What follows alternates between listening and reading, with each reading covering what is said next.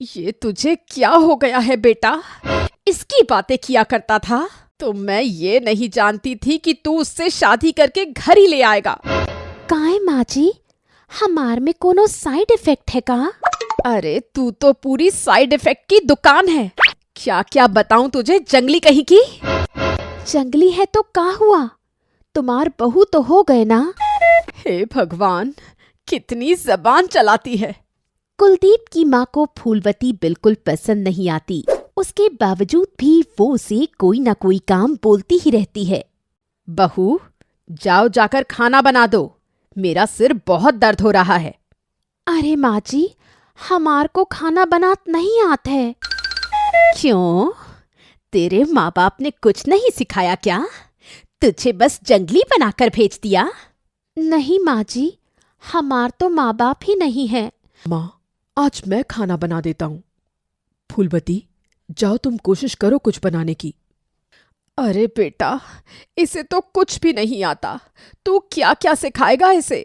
Phoolwati kitchen में चली जाती है और उसकी समझ में नहीं आता कि क्या बनाए, कैसे बनाए।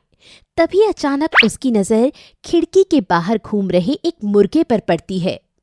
अरे बहुत बढ़िया, कौन कहत है कि हमका खाना बनाए नहीं आवत है? अब देखो फूलवती का कमाल। फिर क्या था, फूलवती जाकर झट से उस मुर्गे को पकड़ लाती है और उसे गैस पर भूनने लगती है। सास को कुछ जलने की स्मेल आती है तो वो जैसे ही किचन में जाती है। अरे हाय, हे भगवान, ये मैं क्या देख रही हूँ? अरे नास पीटी, करम चली, जाहिल गवार, ये क्या किया तूने?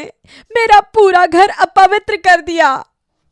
का हुआ माँ जी, हम कोनो गलत काम करती है का? गलत? अरे तू कोई सही काम कर सकती है कभी? निकल जा मेरी किचन से, जंगली कहीं की। फूलवती बेचारी रोते हुए अपने कमरे में चली जाती है।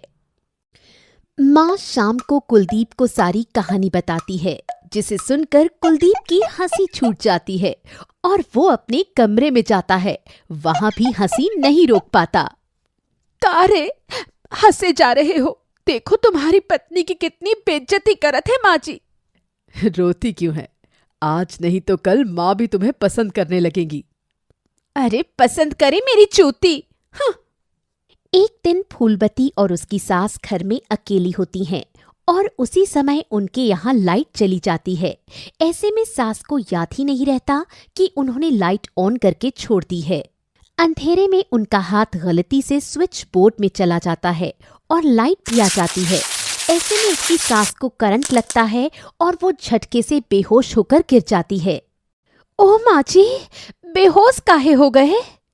फूलवती को कुछ याद आता है और वो दौड़कर सड़क से गोबर उठा लाती है और उसे सास को सुंघाने लगती है। इतने में ही सास को होश आ जाता है और फूलवती खुश हो जाती है। अरे माँ जी, होश आ गए का? हमार के बहुत खुशी लागत है। चुप कर जंगली कहीं की, तूने मुझे गोबर सुघाया है? तभी वहां कुलदीप आ जाता है। माँ, उसकी वजह से ही तुम्हारी तबीयत ठीक हुई है, वरना तुम्हें तो करंट लगा था। तुम्हें तो उसका शुक्रिया करना चाहिए। कोई बात नहीं माँ जी, हमका पसंद नहीं करत है ना।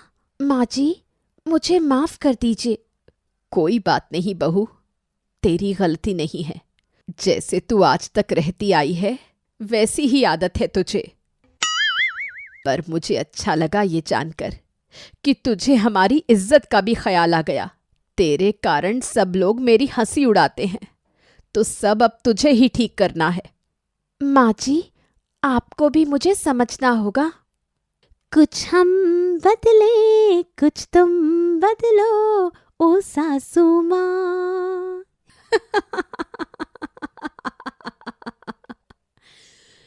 इसके बाद दोनों सास बहू हंसी खुशी रहने लगती हैं।